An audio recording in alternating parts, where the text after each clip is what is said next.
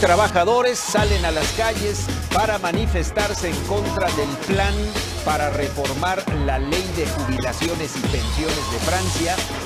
El general Qasem Soleimani, quien murió en Bagdad en un atentado estadounidense, era una de las personas más populares de Irán. El 19 de enero se conocerá el candidato del partido de Evo Morales para las próximas elecciones presidenciales en Bolivia. Lo primero que debemos entender es que el impeachment es solo una acusación formal en contra del presidente.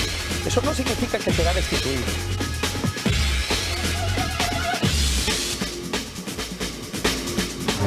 El pueblo unido jamás será vencido. El pueblo unido jamás será vencido. El pueblo unido jamás será vencido. El pueblo unido jamás será vencido. Buenas noches, bienvenidos, saludamos a toda la República Argentina. De esta manera comenzamos una edición especial del Noticiero Internacional. Hay mucha información este viernes, lógicamente el tema central, la repercusión mundial, tiene que ver con el asesinato de un alto jefe militar iraní por parte de los Estados Unidos. Claro, tiene su historia esta situación que se concretó en las últimas horas, una tensión que fue subiendo minuto a minuto, semana tras semana, mes tras mes, entre los Estados Unidos e Irán. A modo de ejemplo solamente, los bombardeos estadounidenses en Siria y también en Irak, las violentas protestas de milicianos pro-iraníes en la embajada de los Estados Unidos en Bagdad. Pues bien, ya son muchos los analistas que están advirtiendo el comienzo de una nueva guerra, una situación que está repercutiendo directamente entre republicanos y demócratas. Así están las cosas este viernes entre los Estados Unidos e Irán. Así están las cosas en el mundo y se lo estamos reflejando de esta manera. Testimonios de lo que ha pasado en las últimas horas y luego un especialista en Medio Oriente nos estará ayudando a entender por qué pasa lo que pasa.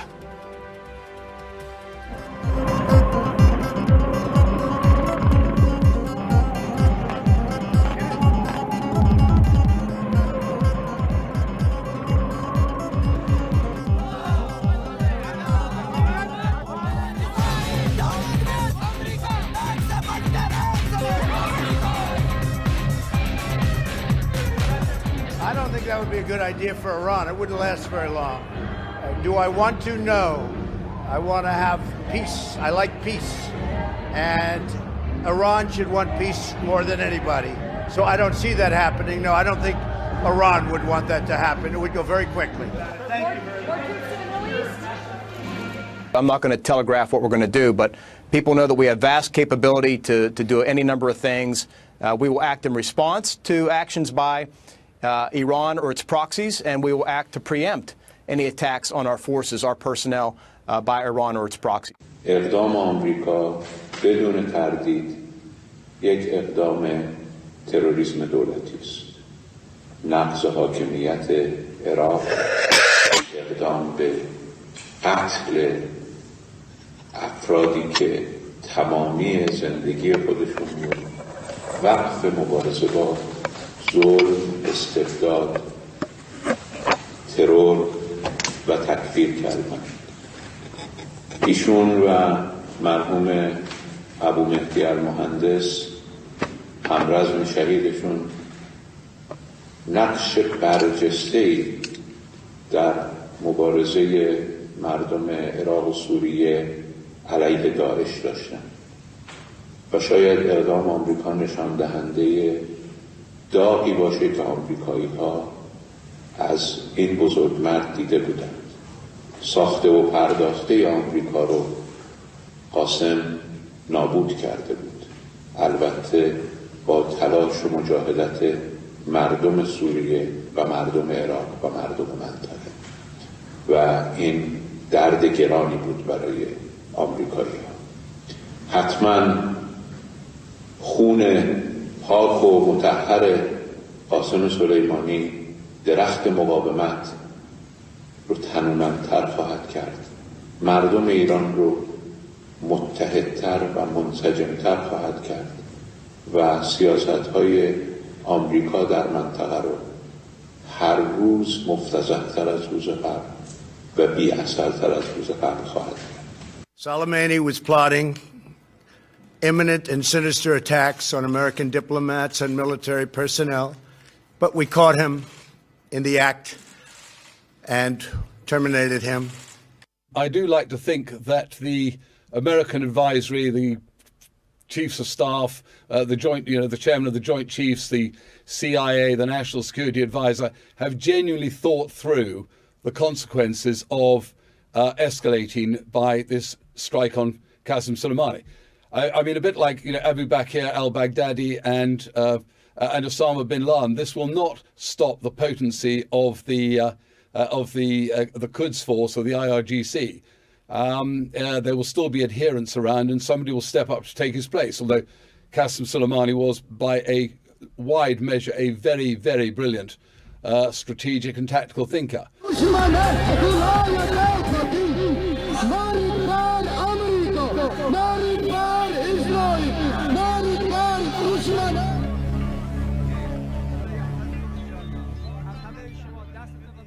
Comenzamos a analizar esto, lo que acaba de suceder, lo que sucedió hoy en el mundo, que está repercutiendo sin dudas en todos los medios periodísticos y en esta edición especial del Noticiero Internacional de la Televisión Pública, por supuesto, nos es relevante. Ezequiel Coppel, periodista especializado en Medio Oriente. Ezequiel, gracias por venir. ¿Qué tal? Gracias por invitarme. Buenas noches. Bueno, una primera visión sobre lo que pasó hoy.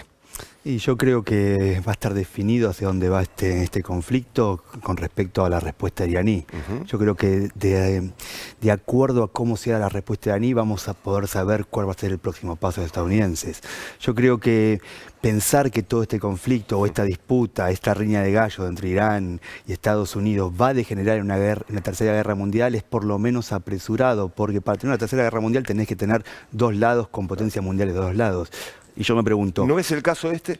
Yo me pregunto, ¿quién va a estar del lado de Irán, por ejemplo? Rusia puede estar aliado con Irán para mantener a Assad en Siria, pero a la vez Rusia le permite a Israel atacar a la propia Guardia Revolucionaria iraní en Siria. China no quiere intervenir militarmente en la región, es decir, todavía me falta el actor para decir que esto puede ser una guerra mundial. Esto está en la tónica de la guerra de baja intensidad que lleva Estados Unidos e Irán, prácticamente de hace 40 años, con pequeños periodos de descanso, como vimos el periodo desde el momento que Obama hizo el acuerdo nuclear con el gobierno iraní hasta el día que Trump lo terminó. Ezequiel, ¿esto sería el principio de qué, entonces?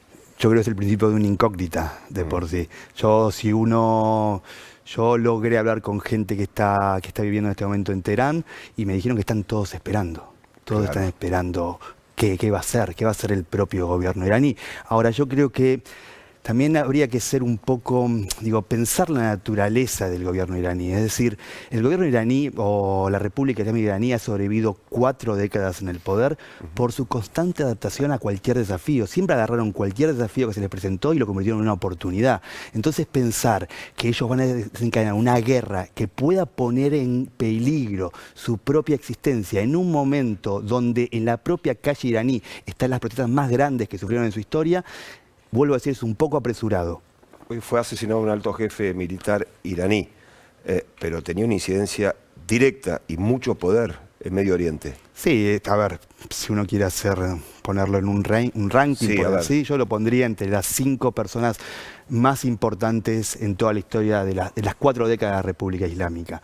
Pondría primero al Ayatollah Khomeini, segundo al actual Ayatollah Khamenei, pondría a Rafsanjani, que era el gran titiritero político, y lo pondría a él, a Soleimani. Yo no pienso, como estaba viendo en el informe que decía un especialista británico, yo no creo que sacar a Soleimani va a cambiar la política de Irán.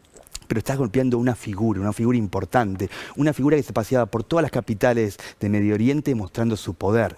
Golpearle es como el fin de una era. Ahora, que vaya a cambiar la política iraní, también es como, me parece, es un poco hacer futurología, pero también es como desconocer que las decisiones no las toma solamente Soleimani, las decisiones las toma la jerarquía más alta. Es un régimen piramidal. El perfil de esta persona, de este personaje de Soleimani. Yo creo que es, para definirlo con pocas palabras, es el soldado más famoso de la República Islámica. Es decir, hizo toda la trayectoria. Lo vemos primero en la guerra de Irak en el 80, lo vemos en el 90 tomando el poder de la guerra revolucionaria, lo vemos en el 2000 viajando al Líbano para comandar la resistencia del Hezbollah, para comandar el esfuerzo bélico del Hezbollah contra Israel. Lo vemos en la última década poniéndose al frente de las tropas terrestres chiitas contra el Estado Islámico. Lo vemos en todos lados. Era como el Wali iraní, estaba en todos lados. Por eso, pegarles es algo fuerte. Pensar que va a cambiar completamente la política iraní es desconocer cómo funciona la República Islámica. Y el Islámica. Hezbollah y la posibilidad, por ejemplo, como están señalando algunos medios y algunos analistas, que termina atacando el norte de Israel. Sí, yo no me animaría a decir cómo va a responder. Yo creo que gran parte del poder de la respuesta iraní puede estar en que no sepamos cómo va a responder. Si sabríamos cómo va a responder, directamente el mundo se cubriría de esa forma. Yo creo que tiene una gama y un sinfín de posibilidades para responder. Puede responder en la región, podría responder en el Golfo, aunque es un poco arriesgado porque en este momento están como desescalando el conflicto de Arabia Saudita e Irán. Sí, claro. Podría responder contra Israel. Eso le garantizaría que Estados Unidos no tenga que responder directamente, porque Israel respondería y Trump podría lavar las manos, o podría responder en cualquier otra latitud alrededor del mundo. Bueno, antes de comenzar esta entrevista lo hablábamos, Ezequiel, y hablamos Estados Unidos en general y particularmente Nueva York, ¿no? Sí, puede también responder cancelando una nueva obligación del acuerdo nuclear. Yo creo que tiene un montón de posibilidades. Yo creo que una respuesta rápida va a ser más limitada. Pero va a llegar la respuesta. A ver, en la zona, si vos no respondés, en la región, la naturaleza aborrece el vacío, es decir, no responder es un signo de debilidad. Todos huelen ese momento donde no respondés, y para decir, potencia a tus enemigos. Yo creo que va a haber una respuesta. Yo creo que cuanto más tarde, más fuerte va a ser. Así. Ahora, pensemos, si es una respuesta superlativa y mueren 300, 400 soldados estadounidenses, ¿alguien puede pensar que Trump no va a responder de vuelta y se abre un sinfín de posibilidades nuevas? Ahí ya estamos hablando de otra historia, Por obviamente, eso, ¿no? Entonces yo creo que, a ver, yo lo dije un montón de veces en el día de hoy, en otras entrevistas que tuve, Sí. Irán puede ser muchas cosas. Puede no gustarnos su política, a mí personalmente no me gusta un montón de cosas, no me gusta la teocracia islámica, pero es un país serio. Es un país serio con una política seria y no creo que vaya a tomar ningún riesgo que ponga en juego su salud o su supervivencia. Entonces, yo no digo que no vaya a ser dura, no digo que vaya a haber muertos, no digo que se encadenen otras cosas. Yo digo que no hay que subestimar a los iraníes. Bien, bueno, esta situación planteada, tu análisis, ¿cómo ves hoy a republicanos, a demócratas, que comenzaron a tejer, bueno, una suerte de interna y empezar a esbozar un análisis de lo que está pasando, ¿no? Sí, yo creo que muchos buscaron la respuesta en las próximas elecciones estadounidenses Sí. o en el impeachment que estaría sufriendo Donald Trump. Sí. Yo no creo que ahí esté la explicación. Yo creo que es un riesgo muy grande empezar una guerra en el último año, en el año de elecciones. Si bien, a ver, repasando la política estadounidense, no hay casi presidentes que lo hayan hecho. Es decir, el riesgo puede ser que puede unir a tu pueblo, porque la guerra une y la paz divide, pero también puede abrir un sinfín de, como dijimos antes, de posibilidades donde la gente se te ponga en contra tuya. Es decir, el electorado de Trump no es un electorado más intervencionista. Claro. El electorado, él llegó al poder diciendo quiero sacar a Estados Unidos de la guerra del mundo, quiero retirar a Estados Unidos del Medio Oriente, y ahora va a contestar con esto. Yo creo que la respuesta de Trump, la acción de Trump se explica mucho más como una mojada, como que los iraníes le habían tomado el tiempo. Es decir, atacaban a los aliados sauditas, Trump no hacía nada. ¿Por qué? Porque buscaba que los iraníes se vuelvan a sentar a la mesa de negociaciones. Recordemos que todo esto nace cuando Trump cancela las obligaciones estadounidenses en el acuerdo nuclear. Correcto. Y eso lo que hace es que todo lo que ganó Irán en el acuerdo nuclear lo pierda. Es como un acto de guerra. Al ver Trump que no podía llevar a los iraníes, que ya no los iba a llevar a la mesa de negociaciones, dice, bueno, los voy a atacar. Pero yo creo que lo que decidió lo que decidió su decisión fue cuando él vio las imágenes de las milicias chiitas tratando de entrar a la embajada iraní, y a la embajada estadounidense. Y él dijo, yo no soy Jimmy Carter, para nada. Yo no quiero ser Jimmy Carter y no quiero ni que quede esa imagen que yo soy Jimmy Carter. Ezequiel, posición ahora, Arabia Saudita por un lado, Israel por el otro, enemigos directos sin dudas de Irán. Sí, yo creo que cada uno, a ver, gran parte de los problemas de la política exterior estadounidense en Medio Oriente tiene que ver con que elige aliados que tienen sus propias agendas, que muchas veces no coinciden con la propia agenda de Estados Unidos. Claro. Es decir, la agenda, por ejemplo, de Arabia Saudita muchas veces no se corresponde con los propios deseos de Estados Unidos para la región. Es decir, a estos dos actores les encantaría que Estados Unidos les haga los mandados. A Israel un poco menos, porque Israel Pero sí Arabia Saudita. Pero sí Arabia Saudita. Pero Arabia Saudita también sabe que ellos pueden ser el objetivo de respuesta de Irán. Claro. Entonces me parece que yo creo que gran parte de la respuesta iraní, es decir, ¿cómo se ha dicho? Que la venganza es un plato frío. Correcto. Es decir, estamos todos atentos a la respuesta. Cuanto más tarde, más atentos vamos a estar, más preocupados vamos a estar. Yo creo que ahí está gran parte de cómo hacer la respuesta. Ezequiel, ¿cómo vive por estas horas la ciudadanía iraní? Y los iraníes, a ver, ¿Cómo siguen este conflicto y sobre todo a partir del asesinato de este alto jefe militar? Irán está con problemas, Sí. es decir, en el último mes sufrió las protestas ciudadanas más grandes de su historia. Es decir, ciudadanas en la calle, y eso provocó la represión más grande de la República Islámica en las calles. Amnesty tiene una figura de casi de 300 400 muertos, hay figuras allegadas al Ministerio de Interior iraní que habla de 1000 muertos, etc. Es decir, en un principio la guerra podría unir a los iraníes, pero también estando tan complicado económicamente con las sanciones y de por sí un poco dividido internamente. Yo no digo que la gente quiera que termine la República Islámica el día de mañana, pero con la gente dividida es una apuesta muy grande para iniciar una guerra total. Y no una guerra con cualquiera, una guerra con Estados Unidos. Sí, claro. Y recordemos que Irán puede ser un país poderoso, pero tiene aviones casi obsoletos, una armada vieja, tiene un gran poder. O sea, el poderío ejército que tiene es muy inferior a los Estados Unidos. Sí, tiene un poderío de querer en la idea, de luchar hasta el último hombre, como pasó en la guerra de Irak. Sí, eso en teoría, yo estoy hablando de la práctica. La práctica es otra cosa. Entonces, es decir, es mucho la apuesta para pensar que sea una guerra sin cuartel hasta el último hombre. Tampoco niego que pueda parecer una guerra de mucha más intensidad entre Irán y Estados Unidos. Pero yo creo que en parte del riesgo que tome Irán va a tener mucho que ver con el cálculo, en el sentido de decir, podemos hacer esto, Estados Unidos puede responder, después podemos responder nosotros, después puede responder y capaz que se termina ahí. Es decir, si es una guerra. A ver, Irán invirtió mucho en la región.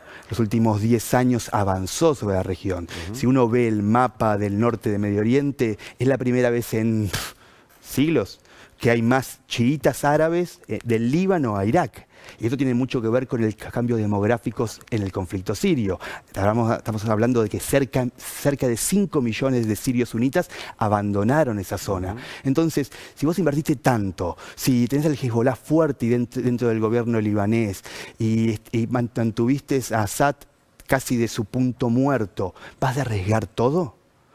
Me parece que la gente está subestimando a los iraníes. ¿Qué vuelvo a decir? Puede enojarnos simpatía. Yo me acuerdo, por ejemplo, al principio de año, ¿te acordás cuando se acusó que Irán había entrado con 2 espías y que eran 2 perejiles, 2 enamorados, etcétera? Yo al primer momento dije, no, esto no es Irán. Porque Irán debe entrar espía, pero nosotros nunca nos vamos a enterar. Es decir, Irán es un país serio de la región. No te lo van a mostrar como lo mostraron, es uno de los pocos países serios de la región. Ese es el tema. Si Israel es otro, nos puede gustar o no, etcétera, pero es un país serio, Irán es el otro. Entonces me parece que hay que dejar de subestimar a los iraníes. ¿Qué pasa con las nuevas generaciones en Irán? Y ese es el gran problema que tiene la República Islámica. La República Islámica, las nuevas generaciones olvidaron lo que era vivir bajo el Shah. Claro. Es decir, su realidad es haber vivido bajo el nuevo Shah. Otra realidad muy diferente. El nuevo Shah es el líder supremo. Claro, es decir, correcto. Nacieron y van a morir porque el actual líder supremo está muy grande. Y gran parte también de cómo va a responder tiene mucho que ver con la disputa por quién va a ser el próximo líder supremo. Yo creo que ahí tienen un problema. Y para, de alguna manera, este problema, tratar de alguna manera moderarlo, tienen que proveerle respuestas. Si nosotros vemos la última elección presidencial iraní, ganaron los moderados. Claro. Y ganaron con la bandera de cambiar la política exterior de iraní. Ahora, que Trump haya cancelado el acuerdo nuclear cuando era la bandera de los moderados para ganar las elecciones, de alguna manera potenció a los conservadores iraníes. Yo creo que esa idea de que los conservadores o los extremos se potencian mutuamente, yo creo que es bastante acertada. Bueno, un conflicto que lleva ¿cuántos años? Yo creo, a ver, tiene intensidades bajas o altas. Cuando se dice que... Sí, con luces y sombras, pero conflicto al fin, cuando ¿no? se dice que ahora Irán va a responder. Irán viene respondiendo hace 40 años a Estados Unidos, y Estados Unidos también viene respondiendo. Esto es una guerra que viene de hace 40 años de baja intensidad, que se pelea casi siempre en otras latitudes, ni en Irán ni en Estados Unidos, que utilizan otros actores, pero es una subida y bajada de un conflicto de baja y alta intensidad entre Irán y Estados Unidos, que a veces tiene más virulencia, a veces tiene menos virulencia, y casi siempre los que mueren y los que pierden son terceros. Bien, Ezequiel Coppel, gracias por venir esta noche, en un día, por cierto, muy especial para el mundo. Sí. Queríamos tenerte, queríamos escucharte y sobre todo que nos ayudes a entender por qué pasó lo que pasó en las últimas horas. Muchas gracias. No, gracias por invitarme. Ezequiel Coppel es periodista, es especializado en Medio Oriente y pasó también por aquí, por esta edición especial del Noticiero Internacional de la Televisión Pública. Hacemos la primera pausa. Está Félix Taylor. Anticipos. Ya volvemos. En instantes, un año difícil para Macron. El presidente de Francia enfrentó las protestas de los chalecos amarillos y además ofensiva judicial contra Evo Morales. El rechazo generalizado de su reforma previsional a Macron no le dio resultado. Y el otro tema, para el próximo bloque, la ofensiva judicial contra Evo Morales. El gobierno de facto boliviano activó una serie de causas contra el expresidente, al que acusa de haber instigado actos de sedición y terrorismo. Se lo contamos, como siempre, luego de la pausa, en esta edición de Televisión Pública Argentina Noticias Internacional. Hoy, con Pablo Viña, hasta las 23, en vivo, para todo el país. Ya volvemos.